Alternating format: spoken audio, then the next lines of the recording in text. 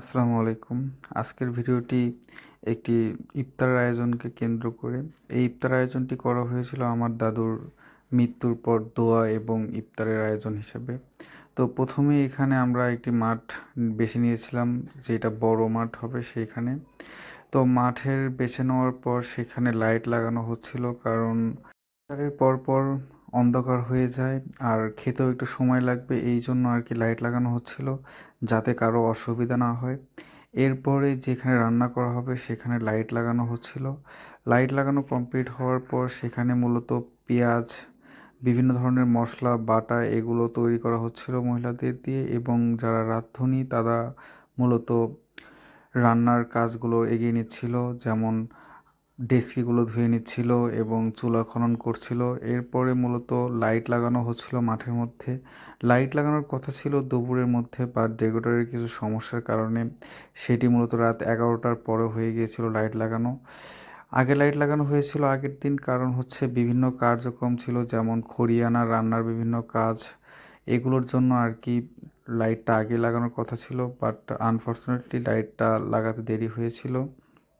তো আমার দাদা ভাই মূলত মারা গিয়েছিলেন 6ই মার্চ, শুক্রবার, জহর নামাজের সময়। সবাই আমার দাদা ভাইয়ের জন্য দোয়া করবেন। আমার দাদা ভাই যেন জান্নাতের সর্বোচ্চ মাকাম জান্নাতুল ফেরদৌস নসিব করান। আমার দাদু ভাইয়ের সাথে আমার অনেক স্মৃতি রয়েছিল, কারণ আমার ছোটবেলার অনেক অংশে আমার দাদু ভাইয়ের সাথে কাটানো হয়েছিল।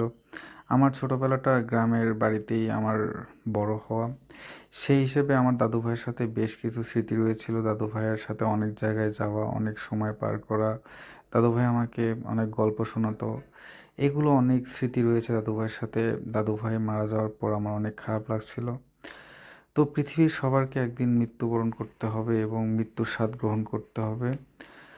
একটা সময় যে জীবনের এই জিনিসটা মেনে নিতেই হবে, কারণ এটাই চিরন্তন সত্য, যে জিনিসের জন্ম আছে সেই জিনিসের মৃত্যু আছে। আমাদের সবারই উচিত পৃথিবীতে নেক আমলের মাধ্যমে পরকালের সুখ শান্তি অর্জন করা। তো আমরা রাত 1টা পর্যন্ত এগুলো আনুষ্ঠানিক কাজগুলো শেষ করে বাসায় গিয়ে 1 ঘন্টার মতো রেস্ট নিয়ে তারপর আবারও চলে আসছিলাম মাঠে, কারণ কসাই এসেছিল গরু জবাই করার জন্য। একটা গরু জবাই করা হয়েছিল, সাথে 1 মণের মতো মাংসও কেনা হয়েছিল।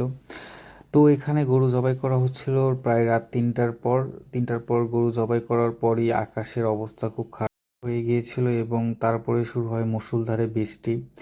প্রথমে একটু ভয় পেয়ে গিয়েছিলাম, কারণ রান্না বান্নার ব্যাপারটা ছিল বৃষ্টিতে। পরে প্রায় 5টা থেকে বৃষ্টি শুরু হয়ে সকাল 8টার মধ্যেই বৃষ্টি থেমে গিয়েছিল। তো বৃষ্টি হওয়াতে একটা জিনিস ভালো হয়েছিল, সেটি হচ্ছে মাঠে যে পানি দেওয়া লাগতো সেই পানি দেওয়ার কষ্টটা অনেক কমে গিয়েছিল, কারণ রাতের বেলাও অনেক পানি দেওয়া হয়েছিল প্রায় 3-4 ঘন্টা মাঠে, তাও মাঠে প্রচুর পরিমাণে ধুলো ছিল। ধন্যবাদ ভিডিওটি শেষ পর্যন্ত দেখার জন্য। এর পরের অংশ পরের ভিডিওতে দিব।